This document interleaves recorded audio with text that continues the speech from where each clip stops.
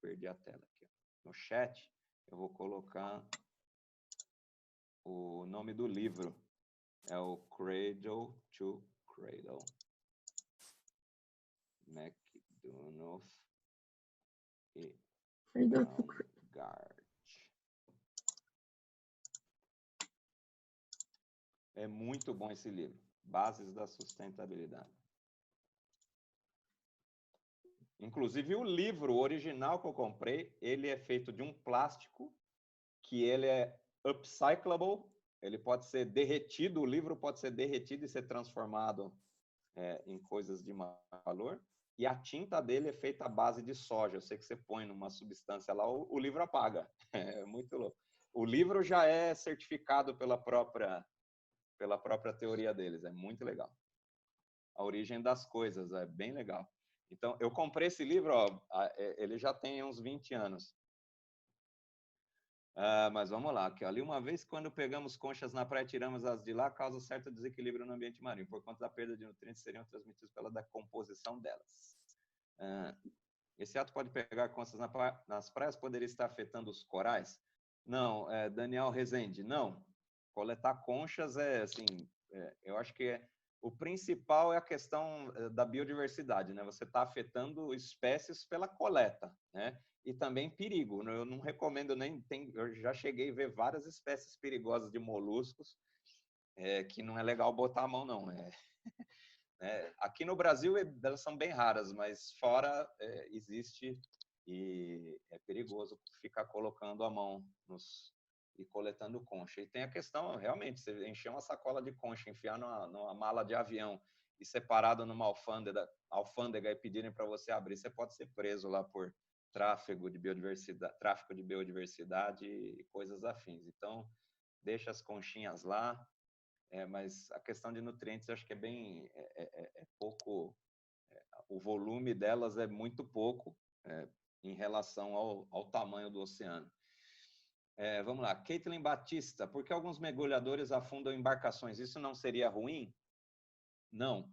É muito legal isso. Eu cheguei a visitar vários lugares com naufrágio programado e projetado, né? Lógico, tem navio que já está lá obsoleto, ele passa por uma preparação, lógico, eles esvaziam os tanques, lavam, tira tudo que tem de material contaminante, é só a estrutura do navio, tira motor, tira tudo, a fiação, deixa o navio pelado, é só um casco mesmo com a estrutura lá, afunda de um jeito legal, por exemplo, para atrair turista, né, para mergulhador poder ir lá dentro com segurança, e também para os bichos começarem a nascer em cima, né? Tem navio que eles raspam a pintura para expor a parte metálica oxida, forma algas em cima, enfim, é bem legal essa iniciativa, porque criando áreas de conservação dessa forma, mesmo com recifes artificiais, em locais planejados, dá um impacto absurdo na biodiversidade, né? Se você tem áreas assim que são muito sofrem muito com a pressão de pesca e você separa um pequeno pedaço, fala assim, aqui não se pesca e aqui só se preserva. Os animais que vão crescer e prosperar ali, eles conseguem garantir a reprodução, enfim, a saúde das populações pesqueiras de uma forma absurda, né? Eu visitei 2 lugares assim, um em Paraty, a Ilha Anchieta, em Ubatuba, é assim, tem um perímetro de proibição de pesca lá, funciona assim, e em Curaçao tinha uma praia que é particular, é muito legal, são 3 recifes enormes lá, chamados Porto Mari, depois vocês procuram na internet aí, Porto Mari, M-A-R-I.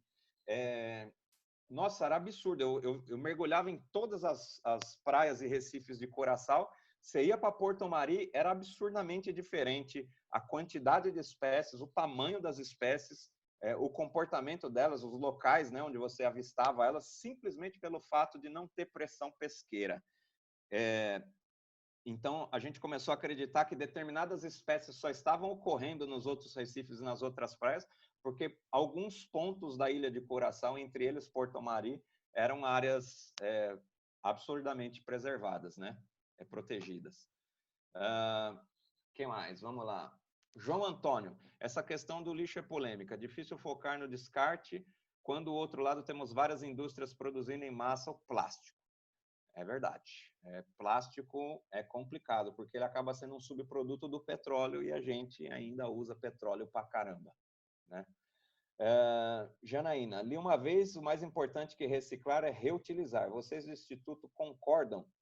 Lógico, é justamente a teoria do livro Cradle to Cradle. Se você separa o que é de origem tecnológica e reutiliza num ciclo tecnológico, a gente está cada vez menos precisando de recursos naturais. Eu acho perfeitamente reciclando e reutilizando, né? Reciclar para reutilizar. Então, acho que essa é a teoria, né?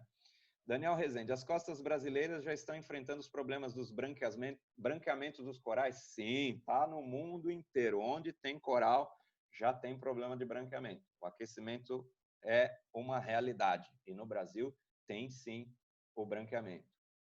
Ele já ocorre com uma certa frequência.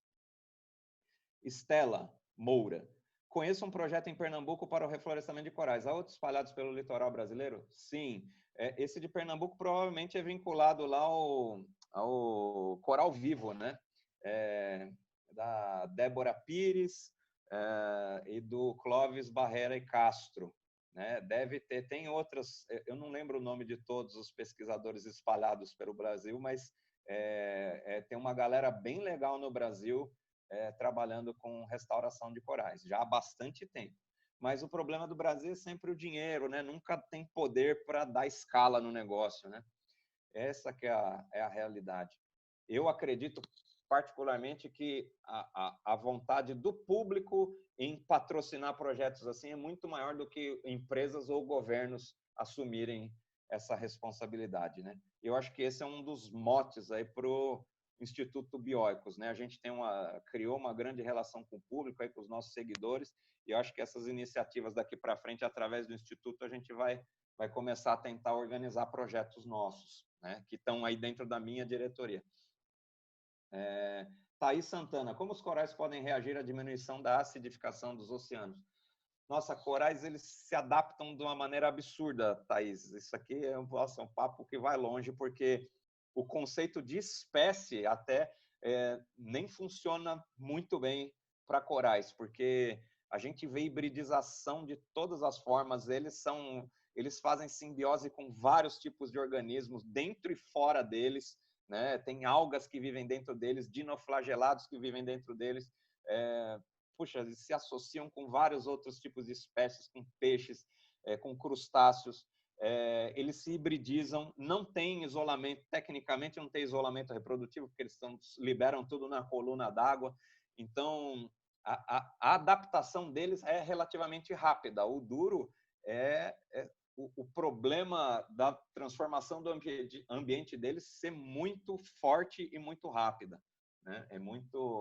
Chegar uma massa de água quente, como vocês vão ver lá no documentário, no Chasing Coral, no Netflix, e vem uma água quente a 43 graus de temperatura, estaciona em cima do Recife e fica 30 dias lá. Não tem coral que aguenta, né? Cauane Silva, de qual forma o protetor solar faz mal aos corais?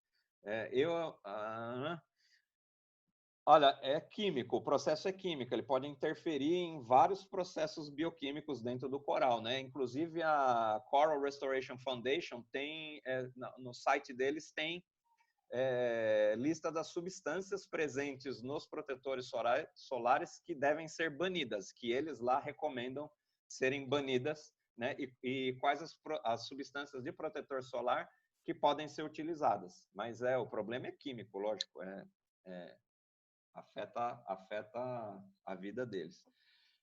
Ana Rodrigues, não conheci o processo de reflorestamento de corais, eu estou encantada. Gostaria de saber qual o critério de escolha de espécies para entrar no processo de reflorestamento.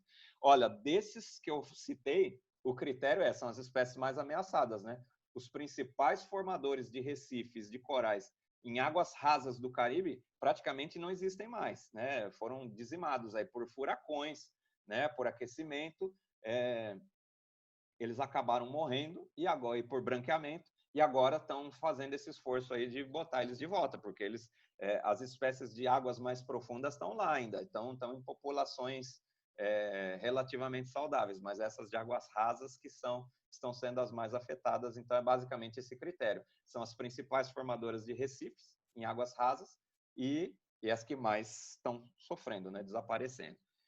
Basicamente, foram esses os critérios. Bom, acho que é isso, assim, o que eu consegui responder de perguntas. Eu espero ter colocado para vocês as respostas aí que eu podia dar.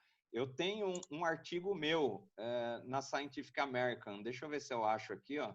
Ician, Corais, Otávio, Cafundó. Eu mando o link para vocês, que fala bem da biologia. Loja Segmento. Vamos ver se eu acho aqui.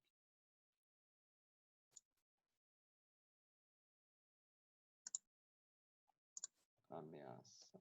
Chama Ameaça na Floresta Submersa. Esse artigo é bem da época... Ah, eu achei aqui, ó. Vou colar o link aqui, ó. Ctrl+C.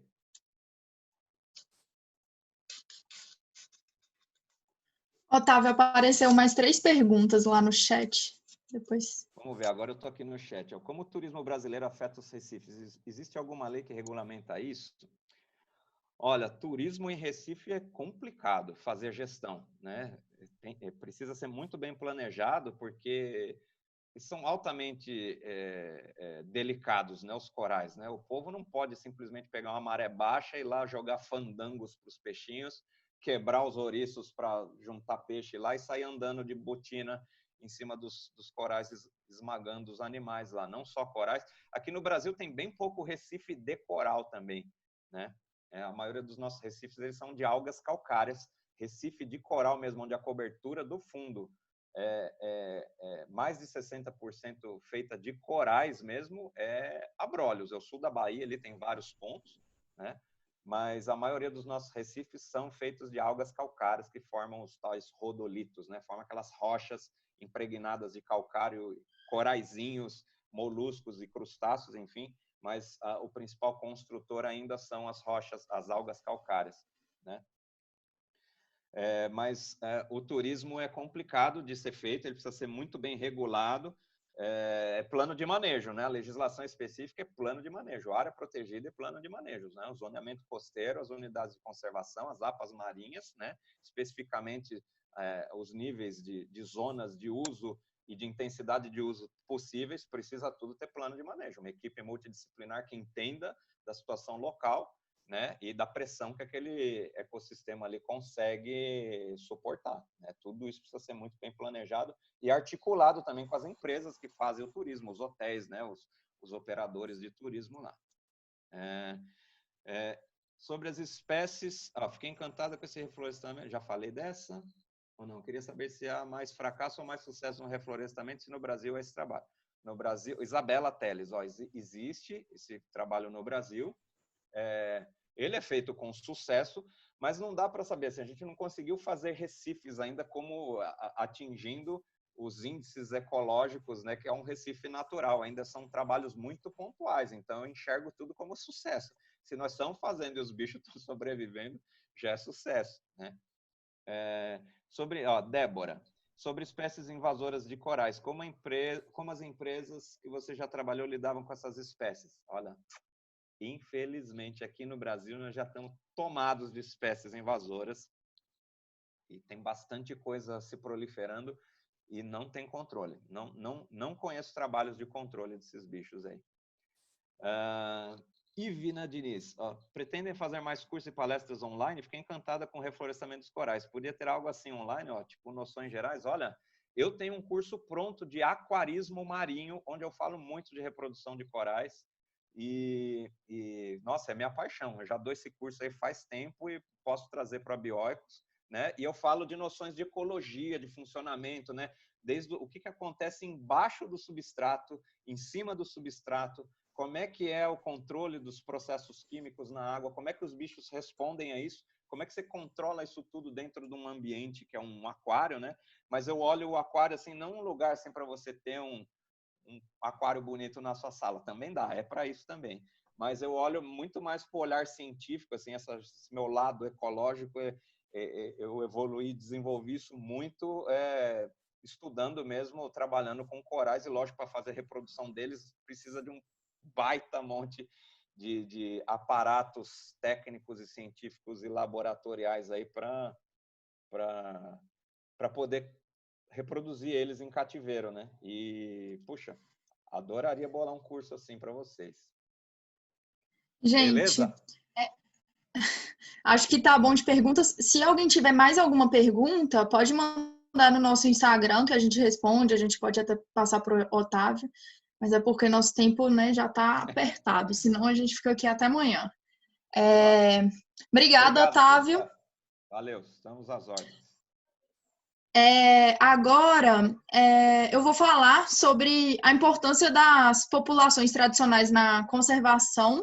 Eu vou tentar ir bem rápido, né, porque a gente já passou um pouco do tempo, mas aí vocês vão anotando as dúvidas aí que no final eu olho, tá bom? Então, eu escolhi esse tema de populações tradicionais porque muitas vezes a gente fica pensando só na questão dos organismos que não sejam da espécie humana, só pensa nos animais, nas plantas, e esquece da própria espécie, da espécie humana, que também tem os problemas, também sofre dificuldade. Então, para começar a falar disso, vamos falar primeiro o que a palavra tradição significa. A palavra tradição vem do traditio, que é do latim, que significa passar uma informação para frente, passar uma informação de geração para geração. E a partir disso, então, a gente pode começar a pensar no conceito de populações tradicionais, que seria passar sua cultura, seu conhecimento, seu modo e sua relação com o meio que elas vivem de geração para geração. E isso vai fazer parte da história. Então, as populações tradicionais, elas podem ser chamadas de comunidades tradicionais ou povos tradicionais também. E elas são grupos de pessoas que possuem uma cultura e um modo de vida diferenciado da comunidade predominantemente local. E essa comunidade predominantemente local geralmente é do contexto urbano, industrial. Então, elas vão se diferenciar. Então, por exemplo, aqui no Brasil, nossa realidade é ter as cidades do contexto urbano industrial e as populações tradicionais vão ser aquelas que são diferentes desse contexto. E essas populações também, essas comunidades, essas pessoas, elas têm que se identificar, se reconhecer entre si com características específicas. Então, alguns exemplos de populações tradicionais no Brasil são os caboclos, os quilombolas, os indígenas, ciganos ribeirinhos, os pescadores, que aí já entra mais na nossa área aqui da biologia marinha, os caiçaras, extrativistas, seringueiros e jangadeiros. E aí essas populações tradicionais, elas têm um modo de vida específico e uma relação com o meio que vivem de característica secular. Elas vivem há anos em um determinado local que permitiu, consequentemente, o desenvolvimento de uma relação intrínseca com aquele meio e elas dependem desse meio para sobreviver. Então, elas vão retirar os recursos da natureza, só os recursos essenciais para a sua sobrevivência, sendo, então, uma relação de subsistência, sem ter um objetivo comercial, exportador de grande escala. E como elas vivem nesses lugares há muito tempo, elas já se adaptaram a extrair esses recursos da natureza sem causar degradação ambiental. E o modo de manejo e extração, eles vêm sendo desenvolvidos há anos, possibilitando, então, a sobrevivência dessas comunidades sem o dano dos ecossistemas. Então, por viverem há séculos em um mesmo lugar, elas têm um conhecimento muito forte do modo de funcionamento da natureza, como a natureza realmente funciona. E elas vão se adaptar a esse funcionamento para a sua sobrevivência. Não tipo, o contrário. Por exemplo, o modo consumista global, mais predominante global, que retira da natureza, não pensando nas gerações futuras, não que só retira da natureza e não pensa no tempo que a natureza vai gastar para repor esses estoques de recursos que ela precisa, que vai estar errado. As populações tradicionais, elas já vão pensar nessa parte do tempo que a natureza vai precisar para repor esses recursos. Então, essas populações tradicionais, elas têm o que a gente chama de etnoconhecimento, que é esse conhecimento que foi passado de geração para geração e foi aprendido a partir da relação cotidiana e direta com o meio em que essas pessoas vivem e com os fenômenos naturais.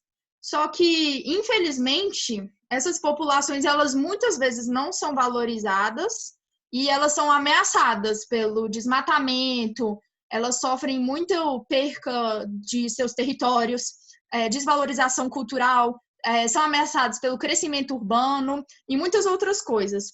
Ou seja, muitas pessoas não valorizam essas comunidades tradicionais, não valorizam que elas sejam parte da cultura e da história brasileira e que elas tenham um conhecimento milenar e principalmente assim, por exemplo, aqui os indígenas, os quilombolas, elas têm muito conhecimento, que é o etnoconhecimento, só que esse conhecimento muitas vezes é subestimado em relação ao conhecimento científico. Só que os dois têm o mesmo valor. Por exemplo, as plantas medicinais. A partir do uso de plantas, as pessoas que não tinham acesso assim à ciência mesmo, como a gente imagina, elas retiram da natureza formas de se tratar. E aí, a partir disso, o conhecimento científico veio, realmente viu qual que é a composição química de uma certa planta, mas esse conhecimento já existia há anos e é muito válido, então ele não pode ser subestimado. E aí, existem 2 livros que são muito importantes nesse quesito, que é o Mito Moderno da Natureza Intocada. Esses 2 livros, eles são bem antigos, mas atuais. E o Etnoconservação, que tem um capítulo que chama O Biólogo Autoritário e o Anti-Humanismo. Ou seja, existem biólogos, claro que não vai ser todo mundo, né? Porque não dá para generalizar, mas existem, e é um absurdo, porque existem biólogos que são anti-humanistas. O livro fala arrogância e o anti-humanismo. Eles não pensam na própria espécie, eles pensam mais assim, vou preservar a natureza, preservar o animal, só pensa nisso de preservação, quer que a natureza seja intocada para garantir a não interferência antrópica nos ecossistemas. Só que essa natureza intocada é um mito, não tem como, porque existem populações que vivem ali. E aí esses biólogos que pensam isso, e não só biólogos, outras pessoas que pensam que a natureza tem que ser intocada, eles deixam de lado a própria espécie que já vai caindo cada vez mais na miséria. Isso começou, toda essa discussão começou com a criação do modelo de unidade de conservação lá nos Estados Unidos, que a ideia era o quê? Criar um espaço na natureza, tipo, delimitar um espaço que a natureza seja preservada sem interferência antrópica nenhuma, não permitindo a existência de nenhuma forma humana nessas áreas, retirando desses locais, então, todas as pessoas que viviam ali. Só que as pessoas que pode ser que viviam ali já há séculos, que são comunidades tradicionais, e têm direito sobre a terra, sobre aquela terra, eles podem ser que eles são tirados injustamente. E retirar essas pessoas das suas terras que estão ali já faz muito tempo não é justo, porque elas, além delas já estarem ali, elas não degradam a natureza igual outras atividades que a gente conhece. Elas precisam realmente da natureza. Quem realmente degrada não é essas populações que estão lá. É o homem do contexto urbano industrial, consumista e exportador, que visa o desenvolvimento econômico e não pensa em garantir a existência dos recursos naturais em mesma quantidade e qualidade para gerações futuras. Então, quem degrada o meio ambiente é o aquecimento global, essas atividades humanas de crescimento urbano, a poluição em todos os seus âmbitos, a caça predatória, a erosão, a contaminação por substâncias radioativas e metais pesados, a degradação de hábitat e muitos outros problemas ambientais antrópicos que a gente conhece. Então, quem vai degradar o meio ambiente são essas pessoas que realizam essas atividades. de grande escala, e não as populações pequenininhas de subsistência que já viviam ali. Elas não vão querer degradar totalmente o meio ambiente, porque elas vivem nele e dependem dele para sobreviver, e elas não visam o lucro, elas não visam o desenvolvimento econômico em grande escala, e então é da natureza que elas precisam dela conservada. E a gente fala isso porque, por exemplo, lá no livro eles dão um exemplo. Tem uma comunidade que vive em algum país da África, eu não me lembro qual é, que teve que ser tirada de sua terra para a criação de uma unidade de conservação de proteção integral para proteger os leões. E aí a população já vivia ali há tempo e os leões não estavam sendo... o declínio da população dos leões não estava acontecendo por causa dessas populações, mas sim por outros motivos. E aí elas tiveram que sair da casa delas. E aí uma pessoa dessa comunidade até fala: por que eu vou ter que sair da minha casa se você que está querendo proteger o leão? Vai colocar o leão dentro do seu apartamento lá em Nova York. Ela fala desse jeito para a pessoa, porque às vezes a gente fica querendo tirar pessoas de lugares só para preservar a natureza, mas às vezes a conservação pode ser feita com as pessoas ali. E apesar de existirem, sim, unidades de conservação de proteção integral que são realmente necessárias e seus motivos de reconhecimento são importantes em certos casos, então, tipo assim, a unidade de proteção integral tem seus motivos, mas às vezes, pelo menos na minha opinião, é importante dar preferência para as unidades de conservação de uso sustentável e de outras áreas protegidas que vão garantir a ocupação da área pelas comunidades que já viviam ali, com seus respectivos modos de manejo e relação e extração de recursos com a natureza, porque elas já viviam ali e não estavam impactando tão fortemente. E aí eu escolhi aqui uma das... Aqui meu Zoom fechou aqui, eu desconcentrei. Aí eu peguei aqui uma das populações tradicionais que tem mais a ver aqui com o nosso tema de biologia marinha, que são os pescadores artesanais.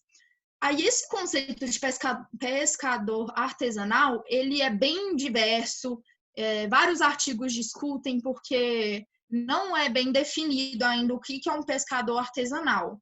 Mas aí aqui eu vou me basear os pescadores artesanais sendo aquelas pessoas, porque existem muitas pessoas que são assim, que são pescadores, que vivem de subsistência, extraem os recursos da natureza de maneira sustentável e são de pequena escala. Então, é esse pescador que eu estou pensando aqui, porque existem as exceções, existem aqueles que degradam. Então, esses pescadores, eles vão pescar sem pensar na venda, exportação em grande escala, vão pescar apenas para o consumo da própria família e vendas em mercados locais. E apesar de existirem os pescadores artesanais que exportam e degradam o meio ambiente, existem esses outros que a gente tem que levar em conta. E não é justo tirar esses outros de suas terras, e eles que também são ameaçados por muitas outras coisas muitas outras atividades do contexto urbano industrial e desmatamento, sendo que eles já estão ali pescando, tipo, tranquilos, apenas para a família e para a população local, e eles não estão impactando na natureza, então não é justo que eles percam seus direitos. E esses pescadores, eles também têm uma relação intrínseca e direta com a natureza, porque eles vão depender dela, né, como todas as outras populações, para extrair seus recursos e sobreviver. Então, eles dependem desse bom funcionamento. Então, por depender da natureza para sobreviver e estarem ali há muito tempo, eles têm uma relação direta e eles acabam desenvolvendo conhecimentos específicos e importantes. Por exemplo, eles sabem muito mais sobre as fases da lua, as fases da maré do que eu, por exemplo, que eles estão vivendo lá o tempo todo. e eles vão... Porque as fases da lua e a maré que vão interferir na pesca, da qual eles dependem.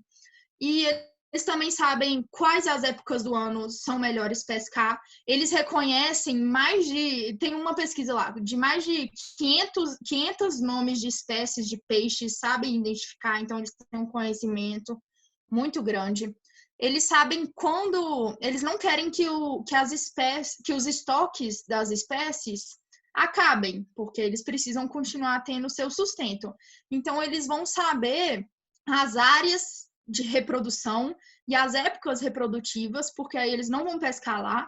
Também tem o conhecimento de onde existem indivíduos jovens, porque aí eles também não vão fazer a atividade de pesca nessas regiões.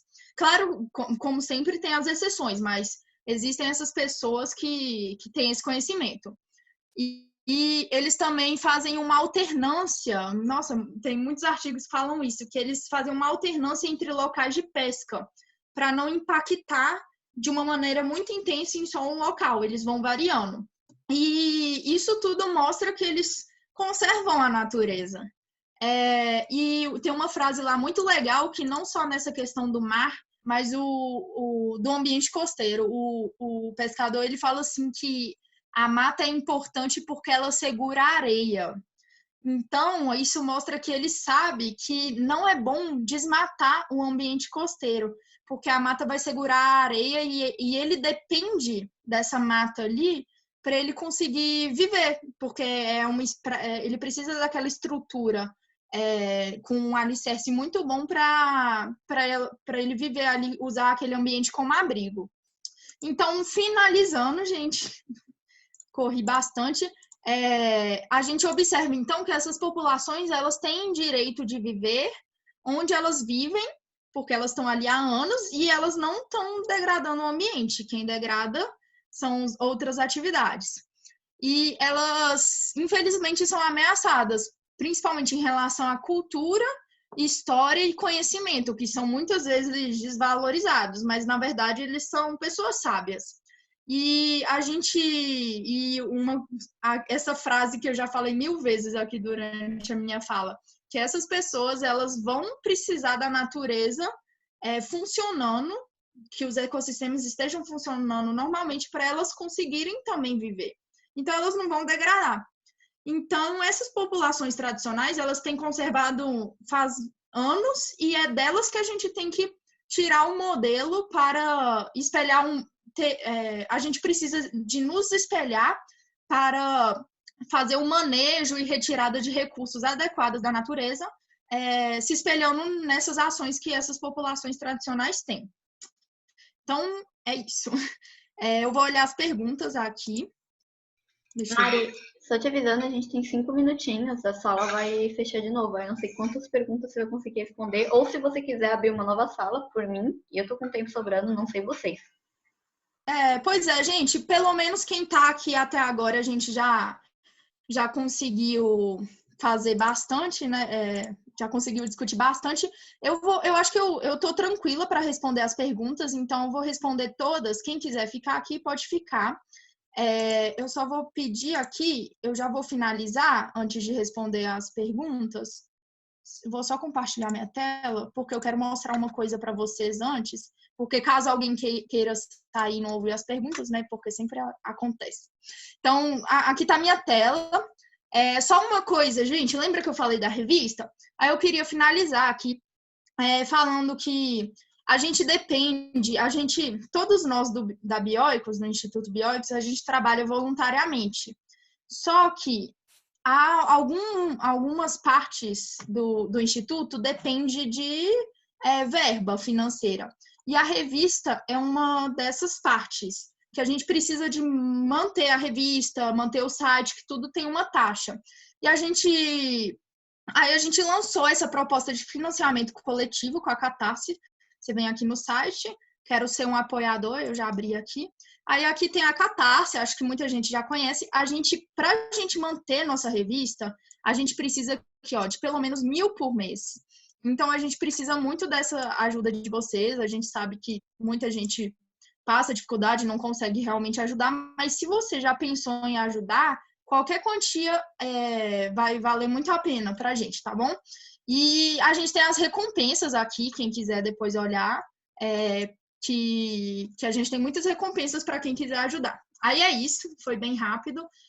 Vamos finalizar aqui, então, abrir de novo, a quarta vez, gente, desculpa, mas a tecnologia é assim. E aí a gente volta, eu respondo as perguntas e se todo mundo continuar aí, ótimo, que as perguntas também a gente aprende bastante com elas, mas é basicamente isso que a gente tinha hoje. Então, vamos finalizar aqui e aí a gente abre a outra, pode entrar no mesmo link, tá bom? Galera, eu vou fechar a sala e eu não sei se a Mari conseguiu pegar todas as perguntas, mas... Agora que eu lembrei, eu tenho que pegar as perguntas aqui, só vou copiar e colar, porque se a gente fechar, né? Eu se vou fechar perder já as era. perguntas. Peraí que eu tô copiando, mas o pessoal pode ir saindo aí. Eu vou copiar aqui. Um momento. Acho que eu peguei. Pode ir. Vamos lá, então. Beleza, então. Eu vi que entrou uma pessoa nova aqui. Galera que entrou agora e não sabe o que tá acontecendo, a gente vai fechar a sala, porque tá acabando o tempo. E é só clicar no mesmo link que vocês usaram para entrar aqui, beleza? É isso. Eu vou fechar a sala e quem tiver pergunta, quem quiser ficar para saber mais, é sempre bom. Pode ficar e é isso aí.